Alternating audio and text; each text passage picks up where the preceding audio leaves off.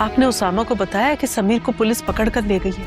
उसे मालूम होना चाहिए और ये भी पता होना चाहिए कि पकड़वाने वाला भी उसी का साला है। होगा, दिमाग तो खराब नहीं हो गया?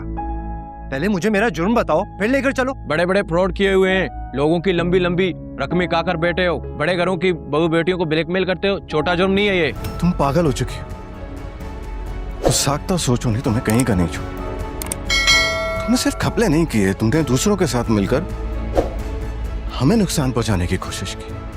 मेरी बात सुनो तो। तुम्हारी वीडियो रिकॉर्डिंग्स, पिक्चर्स सब कुछ मेरे पास है। अरे झूठ बोल रहा है समीर, मेरी कोई पिक्चर्स कोई रिकॉर्डिंग्स नहीं है, वो सब फैब्रिकेटेड है। समीर का तो नाम ही नहीं लिया। तो दोस्तों, कहानी का अंत इतना धमाकेदार होने वाला है कि आपके होश उड़ जाएंगे, क्योंकि आखिरकार समीर का असली चेहरा सबके सामने आ जाएगा और पुलिस उसे रंगे हाथों पकड़कर ले जाएगी। उस पर दूसरों की बहू बेटियों के हंसते खेलते घर उजाड़ने और बिजनेस में करोड़ों के घपले करने का संगीन इल्जाम होगा।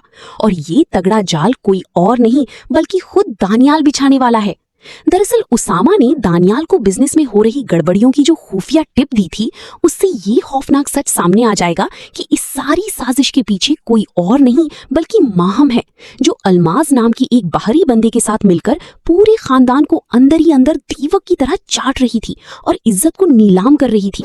जब दानियाल सबके सामने माहम का पर्दाफाश करेगा तो वो पहले तो साफ मुकर जाएगी, लेकिन घबराहट में उसके मुंह से समीर का नाम निकल जाएगा और यही एक गलती पूरे सच पर मुहर लगा देगी। दूसरी तरफ उसामा की मां चाहती है कि उसामा को भी इस धोखे का पता चले कि कैसे दानियाल ने समीर को सलाखों के पीछे भिजवाया है। मगर सबसे बड़ा सस्पेंस तो ये है कि क्या इस तूफान के बाद उसामा और मनाल के बीच की दूरियां मिट पाएंगी, जिनका कोई मंजर अभी तक सामने नहीं आया।